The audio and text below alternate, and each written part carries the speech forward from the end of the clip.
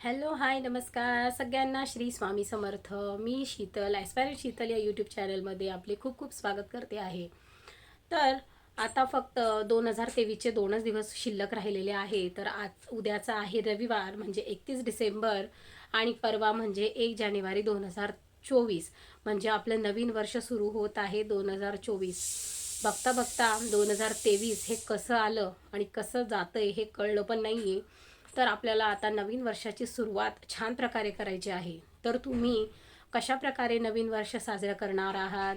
तर तुम्ही पार्टी करून करणार आहात की देवाचं नामस्मरण करून देवाचं पारायण वगैरे अशा प्रकारच्या सेवा करून तुम्ही साजरं करणार आहात, हे तुमच्यावर सर्वस्वी डिपेंड आहे. पण बघा आपलं हे जे वर्ष आहे 2023 जे ते आलं ते कसं गेलं, आता जे असेल ते. पण आता जात्या वर्षाला आपण बाय बाय करून नवीन वर्षाचं छान प्रकारे स्वागत करावं असं मला वाटतं. आणि आपण आपले जे गुरु आहेत, आपले जे स्वामी आहेत, त्यांची सेवा करून आपण हे नवीन वर्षाचं स्वागत करावं असं मला वाटतं. तर बघा कुठल्याही प्रकारच्या पार्ट्या करून किंवा धांगडधिंगाणा करून कुठल्याही प्रकारचं वेगळ्या प्रकारे साजरं करण्यापेक्षा जर आपण आध्यात्मिक प्रकारे धार्मिक प्रकारे या गोष्टीचं जर आपण याच्यामध्ये जर आपण याची सांगड घातली तर आपलं येणारं वर्ष हे आनंद भरभराट व खूप सारं आपल्याला हॅपीनेस घेऊन येणारं असतं आणि आपल्या मनाला एक समाधान वाटत असतं की आपण कुठल्याही गोष्टीचं स्वागत हे अशा प्रकारे जर केलं तर आपल्याला एक मनस्वी त्याचं समाधान मिळत असतं. तर दरवेळेस आपण बघायचो की 31 डिसेंबर आपण कसा साजरा करत असतो. नॉनव्हेज वगैरे खातात, पार्ट्या करतात, दारू पितात, बऱ्याचशा अशा अनेक अशा गोष्टी करतात. तर स्वागत करताना आपण या गोष्टींचा कुठल्याही प्रकारे वापर न करता जर सात्विक पद्धतीने आपण नवीन वर्षाचं स्वागत केलं तर नक्कीच येणारं वर्ष हे तुम्हाला सुख देणारं भरभराट देणारं असेल ही माझी खात्री आहे.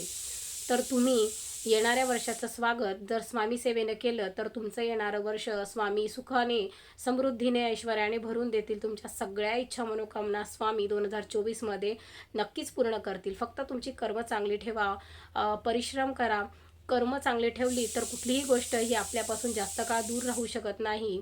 ब्रह्मांड देखील आपल्याला ती गोष्ट मिळवून देण्यासाठी प्रयत्न करत असतं. पण आपले कर्म आणि आपले प्रयत्न हे प्रामाणिक असायला हवे त्यासाठी. तर आपल्याला नवीन वर्षाचं स्वागत अशा प्रकारे आता मी कसं करायचं ते सांगणार आहे आणि जातं वर्ष याला कसं वाय वाय करायचं हेही मी तुम्हाला आज या व्हिडिओमध्ये सांगणार आहे. तर हे जे 2023 आहे हे आता जात आहे, त्याला आपल्याला आता जे गेलं ते सर्व काही आपण या वर्षामध्ये काय चुका केल्या, काय चांगलं केलं हे सगळं आपल्याला शेवटच्या दिवशी आठवायचं आहे. आणि जे चांगलं झालंय त्याबद्दल स्वामींना धन्यवाद मानायचा आहे तुम्हाला. आणि जे वाईट आपल्या आयुष्यात घडलंय त्याबद्दल सुद्धा स्वामींना म्हणायचं आहे की पुढे आपल्याला जे येणारे दिवस असतील ते वाईट असो चांगले असो पण त्यामध्ये सहनशक्ती द्या आणि नेहमी तुम्ही आमच्या पाठीमागे उभं राहा.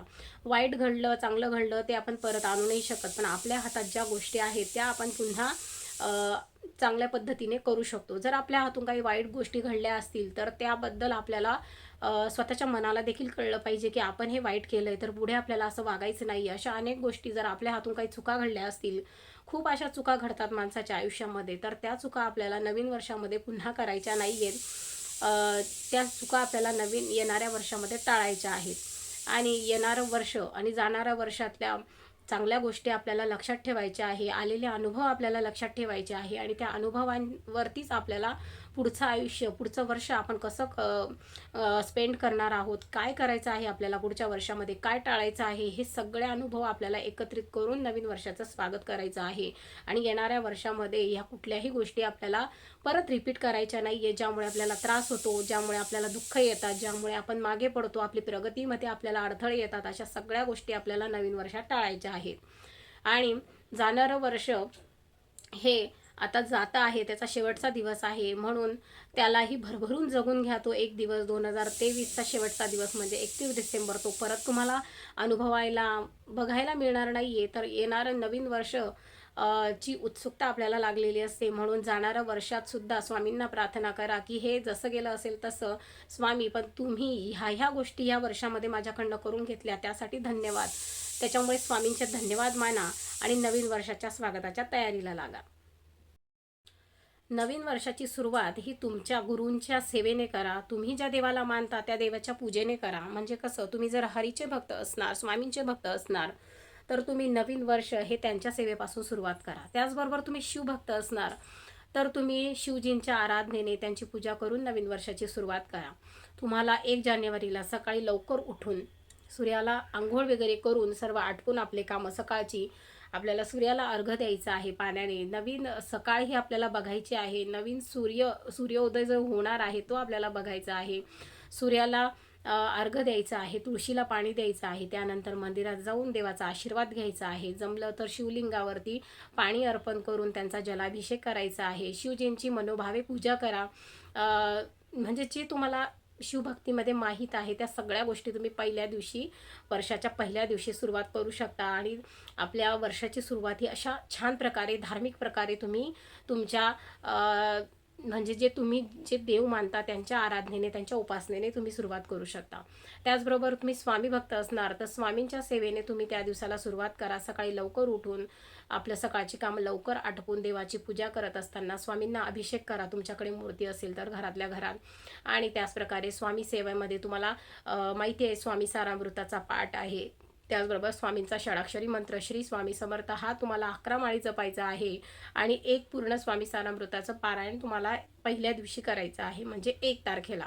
तर अशा प्रकारे तुम्ही तारक मंत्र 11 वेळा बोलू शकता. 11 वेळा स्वामी समर्थ श्री स्वामी समर्थ नामस्मरणाच्या माळी जपा आणि एक पूर्ण स्वामी सारामृताचा पाठ तुम्हाला करायचा आहे. आणि त्याचबरोबर जमलं तर केंद्रात जाऊन स्वामींचा आशीर्वाद घ्यायचा आहे. स्वामींना नारळ खडी साखर अर्पण करायचे आहे आणि येणारं वर्ष हे तुमच्यासाठी सुख समृद्धीचं भरभराटीचं जावो, तुमच्या सगळ्या इच्छापूर्ती हो आणि स्वामींचा आशीर्वाद तुमच्यावर नेहमी असो अशी प्रार्थना करण्यासाठी तुम्हाला स्वामींना भेटायला जायचं आहे. तर अशा प्रकारे तुम्ही ज्या पण देवाला मानत असाल त्याची सुरुवात म्हणजे पहिल्या दिवसाची सुरुवात तुम्ही त्यांच्या आराधनेने करू शकतात.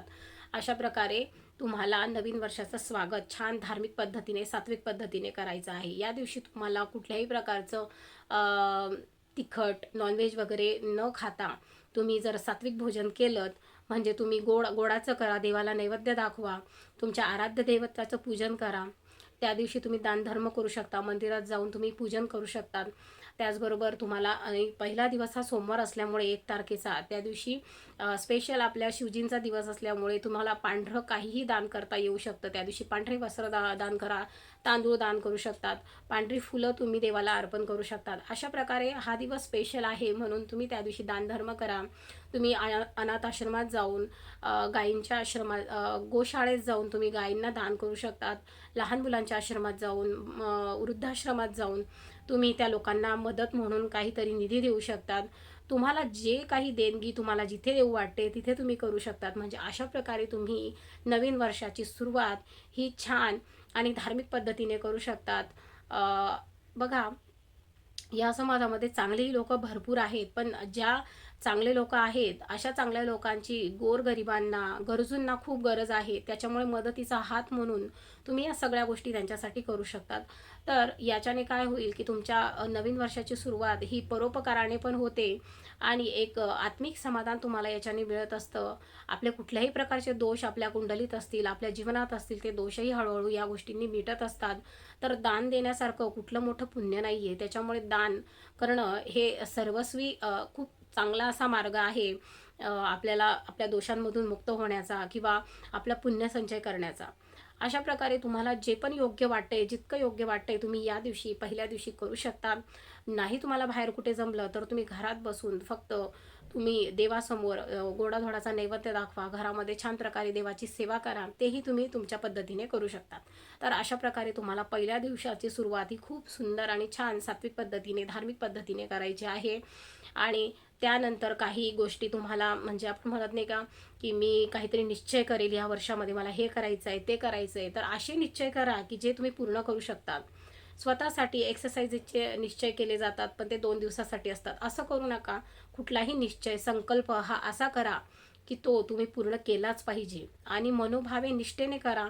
आणि निष्ठेने केलेलं भक्तीने श्रद्धेने केलेली कोणतीही गोष्ट ही अपूर्ण राहत नसते. म्हणून तुमच्या प्रत्येक शब्दांमध्ये निष्ठा दृढता असली पाहिजे तरच तुमचं काम हे सक्सेसफुल होतं आणि तरच तो निश्चयही कामाचा आहे. आपल्या शब्दाला काहीतरी किंमत स्वतःच ठेवा तरच तुमचा शब्द दुसरेही कोणी मानतील. तर तुम्ही निश्चय कराल ते असे करा की जे तुमच्याने पाळले जातील. तर मग आय होप सो तुम्हाला हा व्हिडिओ आवडला असेल. नक्कीच तुम्हाला याचा चांगलाच बेनिफिट होईल नवीन दिवशी, नवीन वर्षाची सुरुवात करत असताना. तर सगळ्या स्वामी सेवेकऱ्यांनी न विसरता त्या दिवशी स्वामींची भेट घ्यायला जायचंच आहे, काही झालं तरी.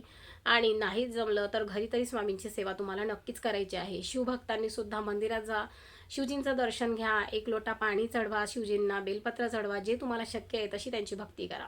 तर मग आय होप तुम्हाला हा व्हिडिओ आवडला असेलच आणि तुम्हाला याचा नक्कीच फायदा होईल. आवडला तर नक्की लाईक करा, शेअर करा, चॅनलला सबस्क्राईब करा. भेटूया पुन्हा अशाच नवीन आणि छान इन्फॉर्मेटिव्ह व्हिडिओसोबत. तोपर्यंत श्री स्वामी समर्थ. हर हर महादेव.